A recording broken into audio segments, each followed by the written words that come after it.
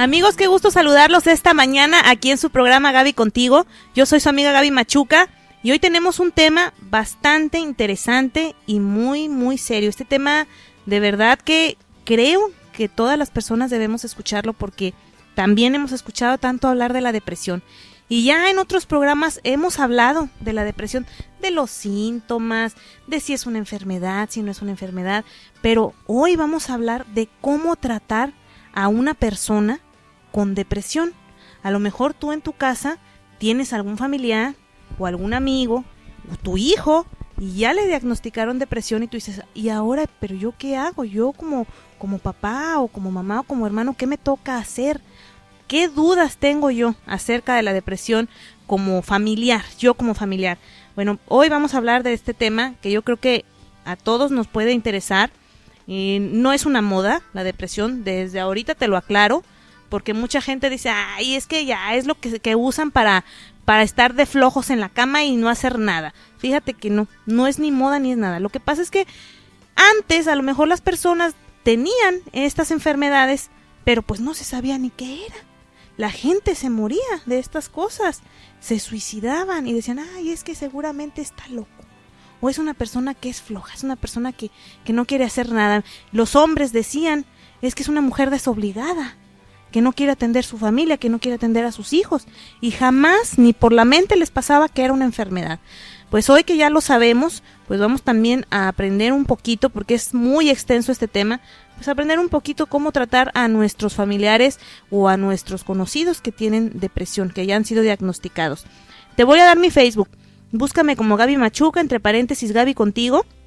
Si me quieres escribir a través del Face y me quieres hacer todas las preguntas, pues aquí estamos, a las órdenes tuyas. Y también mi página web, www.gabymachuca.com.mx. No se te olvide la página web, porque ahí puedes escuchar este programa y todos los demás las veces que tú quieras. Si tú quieres que alguien más escuche este tema que está bastante interesante, pues lo puedes escuchar ahí. Te la doy una vez más, www.gabymachuca.com.mx. Ahí vamos a estar en contacto. Recuerda también que tenemos Twitter. El Twitter es Gaby Machuca 3. El día de hoy, pues, el psiquiatra, principalmente, que es al que tengo como invitado, el doctor Eduardo Corona Tavares, que un ratitito más nos va a platicar ampliamente de este tema. Vamos a un corte y ahorita volvemos. Y para que no se nos vaya el tiempo, porque aquí el tiempo se nos va como el agua, qué barbaridad, y más cuando son temas tan interesantes como este que tenemos el día de hoy, cómo tratar a un enfermo o a un familiar con depresión. Y ya te presento a mi invitado, el psiquiatra, el doctor Eduardo Corona Tavares, que bueno, pues él me imagino que de este tema tiene para dar y regalar. ¿Cómo está, doctor? Muy bien, buenos días. Buenos días, doctor. Fíjese que, pues, sí hemos escuchado de depresión. Mucha gente, a pesar de que escucha tanto acerca de esta palabra, porque lo escuchan como una palabra y mucha gente cree que hasta es una moda, pues ni siquiera sabemos de qué se trata. Lo oímos a la ligera y entonces vemos a alguien de nuestra familia que está triste, que está decaído, que no quiere comer, que incluso habla de suicidio y no sabemos qué es depresión. Este es el caso que no saben, pero cuando ya es diagnosticado, muchas veces es diagnosticado, pero no se les dice a los familiares de qué manera tratar a su paciente con depresión. ¿Por dónde empezaríamos, doctor? Bien, yo pienso que lo primero que tenemos que hacer es entender, la depresión es una enfermedad. Uh-huh. Y todo lo que tú comentaste hace un momento, de que los califican de flojos, los califican de desobligados, los califican de cerebro débil, los califican de cercanos a la locura, etcétera. Bueno, nada de eso sirve a ningún paciente. Uh-huh. Lo primero que tenemos que hacer entonces es acudir necesariamente al médico. Okay. Las depresiones ahora se entienden de manera diferente a como era antes. Uh-huh. Ahora sabemos que son alteraciones directamente del cerebro. Uh-huh. Pero también resulta que ahora con los nuevos cambios en el DSM-5, lo que antes se llamaba duelo, ahora también tiende a desaparecer. Y ahora decimos, una persona que tiene una pérdida y que ha generado un duelo, pero que este duelo sobrepasa los límites de su actividad normal y lo convierte en un sujeto con características de depresión, entonces se debe considerar depresión también. Ajá. Y por ende ser tratado igual. Ok. Pero bueno, la depresión no precisamente tiene que darse cuando hay un duelo, ¿verdad, doctor? No. La depresión es una alteración bioquímica del cerebro. Uh-huh. Pero esas mismas características de la depresión bioquímica del cerebro se da cuando alguien pierde algo muy valioso. Okay.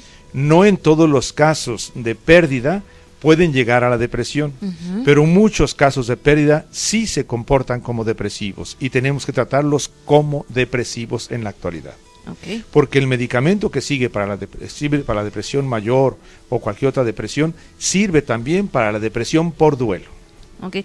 Entonces la depresión se tiene que tratar a fuercitas con medicamento. Con medicamento, claro. Okay. Desde luego que existen otros tratamientos muy buenos. Terapia cognitivo-conductual ha dado excelentes resultados y otros tipos de terapia. Sin embargo, esto se alarga demasiado y el paciente ocupa rápido restablecimiento. Y entonces el medicamento nos ofrece esto. Si además le damos al paciente tratamiento psicoterapéutico, entonces es inmensamente mejor. Muy bien. Por otra parte, cuando se trata únicamente con psicoterapia y no se dan cuenta de que se trata de un episodio depresivo mayor, esto quiere decir que el sujeto tiene la posibilidad de suicidarse. Entonces es muy peligroso. ¿Sí? Preferible desde el principio tratarla a la persona con medicamentos y con psicoterapia. Entonces, a ver, quiere decir que una persona que tiene depresión, por lo regular, ¿va a pensar en el suicidio? Cuando tiene depresión mayor, sí. De hecho, esto es el rasgo que caracteriza a la depresión mayor, la ideación suicida. Precisamente, todos los parientes de un paciente deprimido, cuando el paciente diga que se quiere morir, cuando el paciente dice que sobra en el mundo, cuando el paciente dice que estarían mejor todos sin él, entonces estamos hablando ya de ideación suicida. Y es entonces para que los parientes tomen las precauciones debidas y de inmediato lo lleven a tratamiento. Sí. A todo paciente, en conclusión, que diga que se quiere morir, hay que creerle. Podrá ser que no sea un deprimido y que sea un paciente histriónico o que tenga algún otro tipo de alteración. Sí. Y entonces, y que con eso trate de manipular a los demás. Bueno, pero ¿cómo va a saber el pariente qué es en realidad? Tiene que llevarlo necesariamente a tratamiento psiquiátrico en donde se pueda diferenciar si aquello es real o no. Y si, por ejemplo, doctor, el paciente no quiere ir a tratamiento, porque se da mucho eso, cuando están deprimidos, bueno, la gente dice, no, es que yo no quiero salir, no quiero ver a nadie, no quiero saber nada, y lo único que quiero es morir, y yo no quiero ver a ningún doctor. Eso es todavía, vamos a decir, más sintomático de la gravedad del trastorno. ¿Qué le parece si ahorita regresando de corte nos dice qué hacer, pues para que nuestro familiar acepte ir con el médico y pues hacer algo? Bien. ¿Verdad? Claro. Vamos a un corte, ahorita regresamos, estamos hablando de cómo atender a nuestro paciente con depresión. Ahorita volvemos. Estamos hablando de cómo tratar a una persona o a un paciente con depresión. Es un tema muy extenso. Obviamente, pues aquí nos quedaríamos cortos con este tema porque hay muchas formas de tratarlos. Pero antes de salir a corte, yo le preguntaba al doctor Eduardo Corona Tavares que pues hay pacientes que no quieren ir al médico porque precisamente se sienten tan mal, tan deprimidos que nada les importa ya, y pues mucho menos ir al médico y mucho menos si les dices que es con un psiquiatra. Ay, ya me están tachando de loco, no quiero ir. Fíjate que en otro tipo de alteraciones, como en los cuadros psicóticos, el paciente se opone de manera muy activa y entonces puede hasta pelear con sus parientes porque lo quieren llevar a tratamiento. En el paciente depresivo, aunque puede existir oposicionismo, no es tan activo este oposicionismo. Y lo pueden llevar a fuerzas, entre comillas, o lo pueden llevar engañado, entre comillas, o lo pueden llevar mediante ciertas ventajas que le puedan ofrecer. Sí. Y todo esto suena a manipulación del paciente, y lo es, solamente que esta manipulación va a ser en favor del paciente. Claro. Entonces no importa que sea con engaños, no importa que sea en un paciente deprimido, sí se valen todas estas maniobras. Porque el paciente después lo va a agradecer. Y aunque se muestre oposicionista, una vez estado en el consultorio y una vez en psicoterapia, podemos lograr que el paciente empiece a entender qué pasa con su enfermedad. Y luego el medicamento va a hacer el resto. Y luego en psicoterapia el paciente podrá volverse a involucrar en su vida cotidiana de la manera más normal. Eso es lo que se tiene que hacer, aunque el paciente esté oponiéndose. Aquí también cabe decir, el no hacer nada siempre es peor. Porque si el paciente ya habla de suicidio y no quiere atenderse bajo ninguna circunstancia, lo más probable es que el paciente esté planeando suicidarse.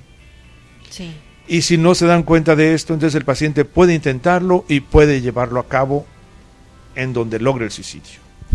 Fíjese que eso que dice de llevarlo a cabo, ya platicábamos antes de entrar al aire y llegábamos como a la controversia de que el suicidio es un acto de cobardía o es un acto de valor.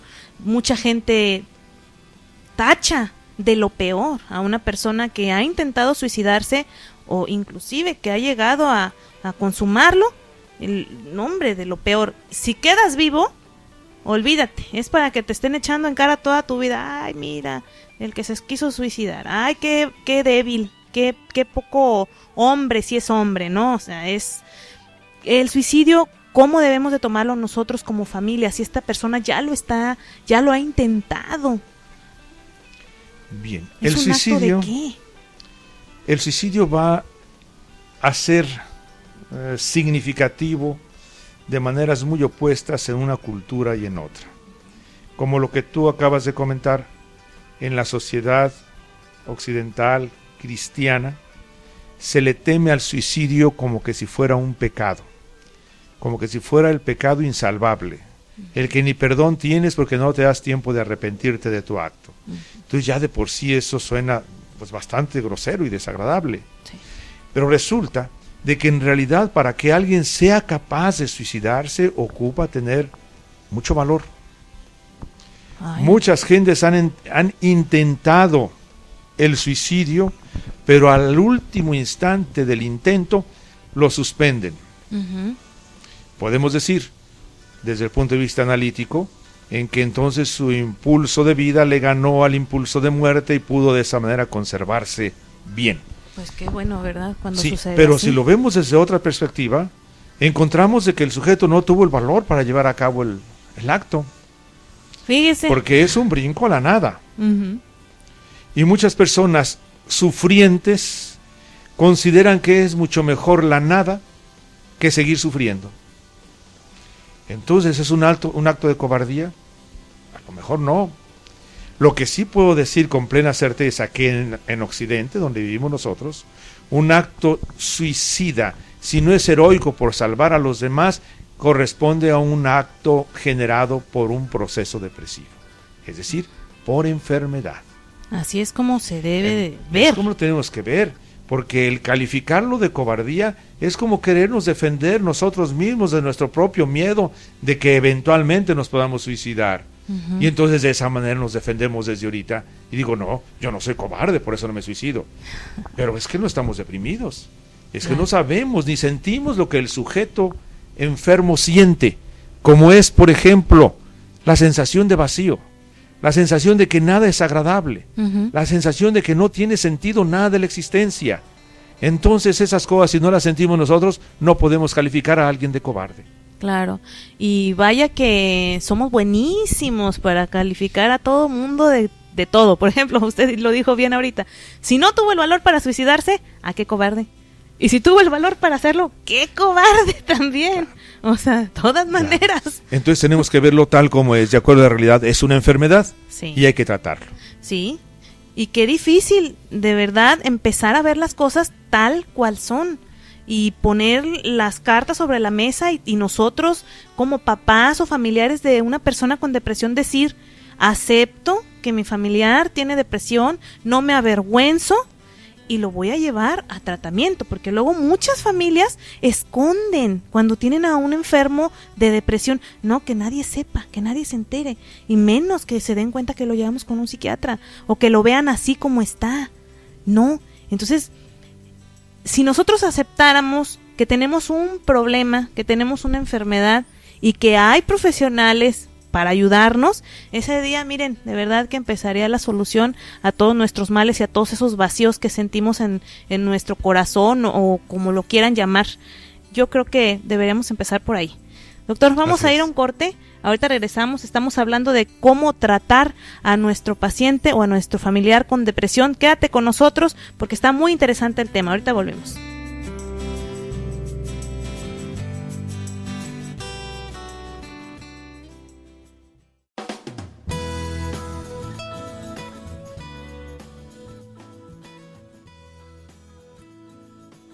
Seguimos platicando de cómo tratar a una persona con depresión y ahorita en corte estaba platicando con el doctor. Híjole, esto sí de veras que no tiene perdón de Dios cuando alguien que ha intentado suicidarse o te dice, ¿sabes qué? Ya no soporto más la vida, me quiero suicidar, y que tú le digas, ten, ándale, ahí está el veneno, ahí están las pastillas, ahí está la pistola.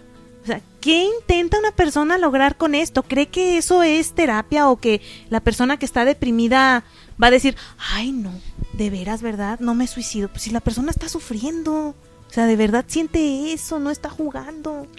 Claro, este tipo de respuestas desgraciadamente se dan mucho, y no solamente por muchos de los parientes de los suicidas, sino que también se da en medios médicos. Yo desde muy joven vi a un residente de un área de urgencias donde yo estaba haciendo mi internado, en donde le decía al paciente, a la paciente suicida, mire, no se ande con pastillitas, aquí tengo una pistola, se la voy a prestar para que se suicide. Eso sí sería de veras. No. Eso es lo más absurdo, y si se fijan, es un acto de ignorancia, de brutalidad, totalmente, de agresividad y de violencia. Y que en lo perpetuo es igual de violento y es igual de bruto que cualquiera de los peores asesinos. Así es. Porque no se está dando cuenta de las cosas. En la medicina eso es absolutamente reprobable. Y sin embargo, aquí, en algunas áreas de urgencias a donde llegan los pacientes, ocurre esto mismo. En diferentes circunstancias, pero es lo mismo. Un paciente suicida lo primero que ocupa es que le escuchen. Si dura 10 minutos para empezar a hablar, 10 minutos que ustedes estén acariciando emocionalmente al paciente, ¿le pueden generar algún problema? Pues claro. ¿Les puede generar un problema a ustedes? No. Y esto mismo les pido a todos los parientes de los suicidas. Escuchen a su parientito. Nada les cuesta acariciarlo.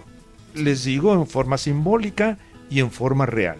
Claro. En forma simbólica, si no tiene nada que ver con él, con el simple hecho de que hagan una mirada suave y estén pendientes de lo que él quiera decir, sin ánimo de criticar, simplemente escuchen lo que quiera decir el suicida. Claro. Y si es un médico, entonces es simbólico. Y si es un pariente, entonces es real. Abrácenlo, tóquenlo, acaricien el pelo. No tiene nada de extraordinario y no se genera ningún daño absolutamente a nadie. Es un gran beneficio y es la mejor manera de ayudarles. Aquí el problema, doctor, yo creo que muchas veces hay personas que se lo toman personal. Por ejemplo, dicen, ay, es que se quiere suicidar para darnos en la torre a todos. O ya encontró la forma de fregarnos, ¿no? De lastimar a la familia. Y pues muchas veces no es así. Bueno, tú lo acabas de decir. La gran mayoría de las veces el suicida no se suicida por darle en la cabeza a alguien más. Eso es verdad. Pero en algunas ocasiones sí. Pero entonces no se trata propiamente de un suicida solo, sino que va acompañado de otras alteraciones importantísimas de su personalidad, como es la sociopatía. No son tan extraños los casos de parejas desdeñadas que para darle en la torre a quien le generó o a quien le desdeñó, entonces se matan delante de él. Es cierto. O le dejan una carta a la persona a quien detestan porque los desdeñó, argumentando que la causa de su muerte fue él o ella. Oiga, pero ¿no cree que en ese acto así, que parece vengativo, pues exista la depresión? Sí existe la depresión, pero además de la depresión existe la sociopatía. Es decir, las alteraciones de la personalidad, que antes era un rubro que se llamaba eje 2 dentro de la nosología de la psiquiatría, ahora queda como una característica más de cualquier persona. Y entonces, cuando hay personalidades sociopáticas, puede presentarse esta necesidad imperiosa de agredir a los demás, inclusive con su propia muerte. Uh-huh. Sí, es cierto, doctor. Entonces quiere decir que no nada más, bueno, ya sería meternos en otro tema, pero nada más para que nos lo aclare un poquito. En otro tipo de enfermedades psiquiátricas también puede existir el suicidio, no nada más en la depresión. Claro que sí. Uh-huh. De hecho, en todas las enfermedades donde haya un episodio depresivo mayor, puede haber suicidio. Llámese depresión unipolar, llámese trastorno afectivo bipolar. En estos es lo más frecuente, pero también es muy frecuente en esquizofrenias. Solamente que en la esquizofrenia el móvil de la depresión es completamente distinto. No es porque el sujeto quiera acabar con su vida, porque no le encuentre sentido, ni le encuentre gusto ni color a la existencia, sino debido a sus delirios. Okay. Y si ese delirio es megalománico, si es mesiánico, si es persecutorio, prefiere entonces morir que sufrir lo que se está imaginando que va a sufrir con lo que está viviendo, con lo que está percibiendo en su mente. Uh-huh. Es la otra.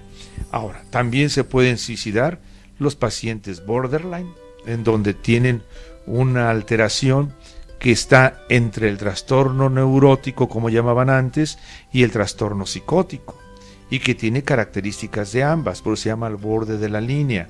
Okay. Y entonces estas personas en un momento, porque la característica fundamental es la falta de control de impulsos, en un momento dado son capaces de suicidarse.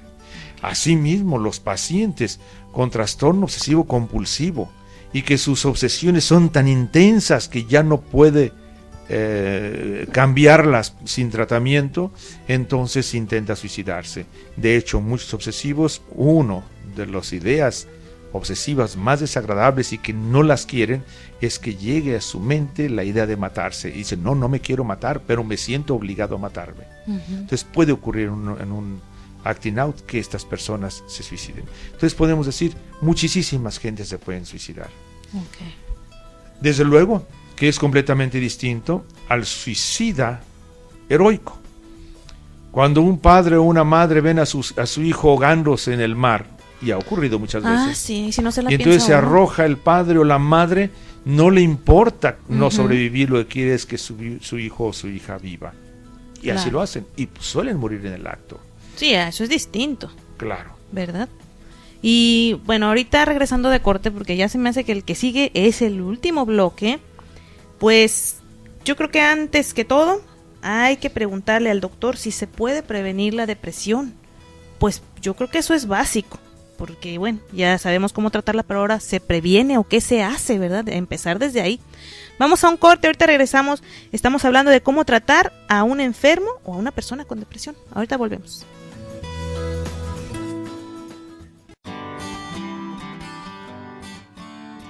Bueno, como este ya es el último bloque, doctor, pues debimos de haber empezado por ahí, pero hasta ahorita se me ocurrió, es que había perdido la preguntita. Doctor, ¿se previene la depresión? Bueno, pienso que en una parte sí, pero en otra parte no. A ver, ¿por qué? La parte que no se puede prevenir es la genética heredofamiliar. Okay.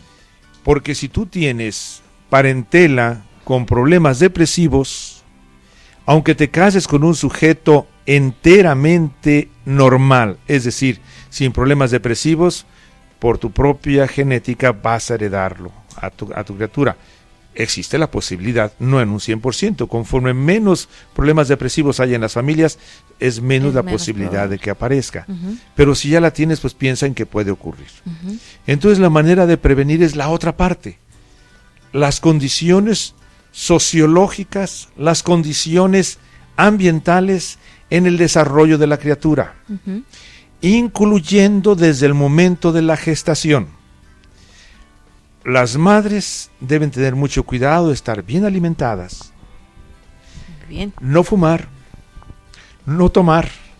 Los padres deben estar bien conscientes de darle la mejor vida a aquella mujer embarazada, porque se ha demostrado que una mujer depresiva o ansiosa, los cambios bioquímicos que genera en su mente, perdón, que genera en su cerebro y que traen cambios en su mente, pasan esos mismos elementos químicos, la barrera placentaria, y si la madre se pone ansiosa, pone a la criaturita en formación ansiosa.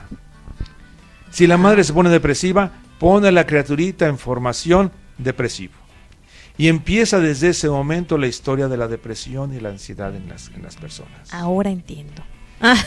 Por esa razón, se debe dar a la mujer embarazada Todo lo el más amor que se pueda de amor, de cariño, de afecto, de alimento. Esa vacilada de que se le antojaron las fresas, no es que sin fresas se vaya a morir la mujer, no, es que hay que consentirla para que se sienta todo el tiempo contenta. ¿Ya oyeron, señores?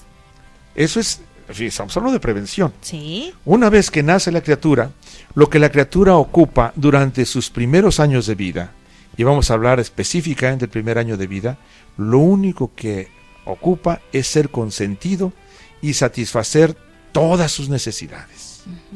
No es cierto que si al niño de menos de un año se le consiente en todo, lo van a hacer un niño caprichoso. No, porque el niño no sabe nada del mundo. Pues sí. Dentro de la panza de la mamá tenía todo. No tenía frío, no tenía calor, no tenía dolor, no tenía nada de las cosas desagradables del mundo. Claro. Desde que nace apretándole la cabeza, apretándole la panza, y luego un cambio de temperatura brusco, y luego el apetito, y luego la sed, y luego la sensación rara de que no entiende ni lo que está viendo ni lo que está oyendo. Y entonces la mamá muy amorosamente lo aprieta contra su pecho, y entonces el niño oye el corazón de la madre que sí está acostumbrado y se relaja de inmediato. Sí, es cierto. De aquí en adelante son necesidades que el niño no había antes tenido, y toda necesidad el niño la percibe como displacer. Conforme la madre o el cuidador o cuidadora, que para razones psicológicas eso es la madre, el cuidador o cuidadora, tiene la obligación, para prevenir la depresión, de satisfacer todas las necesidades de la criatura. Comer, evitar el dolor, calor, cariños, afecto, etcétera, etcétera. Y de ahí en adelante, todo ese primer año va a generar confianza básica o desconfianza en el mundo exterior. O sea que fíjese desde dónde debemos empezar a prevenir la depresión. No es de que, ay, la voy a prevenir ya que crecí. No, desde antes de nacer ya. Así es. Entonces, por eso nos preguntamos por qué hay tantos niños que ya tienen depresión. Entonces resulta que pues a lo mejor no han sido satisfechas sus necesidades básicas ni desde antes de nacer, porque mamá ya estaba preocupada, ya estaba angustiada, ya estaba triste. Entonces, bueno, pues el niño nace ya con esa, puede ser predisposición genética. Esa predisposición, no, ahí no fue genética, ahí en todo caso es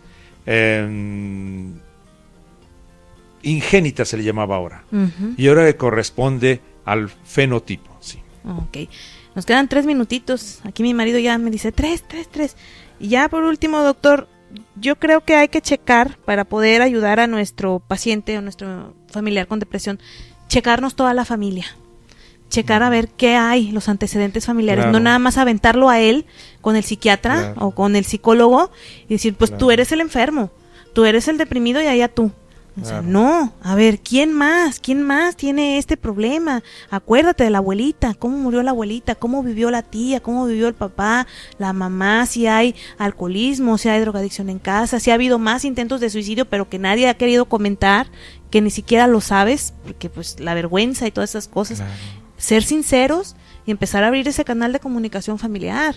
Claro, de hecho desde que se inventó la psiquiatría se le ha dado una importancia suprema a la familia, no solamente por las cuestiones genéticas que pueden condicionar las enfermedades mentales, Sí. sino también por el comportamiento de las familias. Ujú. De ahí que todo psiquiatra, todo psicólogo debe dominar lo que se denomina dinámica familiar y las patologías de la dinámica familiar, puesto que ya muchos grupos como los de Palo Alto, familiógenos, hablan de familias esquizofrenizantes, familias neurotizantes, familias depresivas, etcétera, etcétera. Entonces, claro que se debe tratar a toda la familia.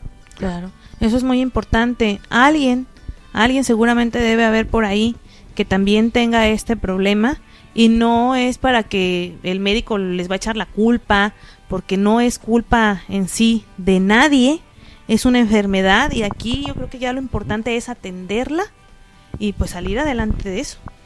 Claro, de hecho esos programas que haces, Gaby, tienen esa finalidad que a mí me parece extraordinaria. Gracias, Evitar la ignorancia en la gente, porque si algo podemos culpar es a la ignorancia.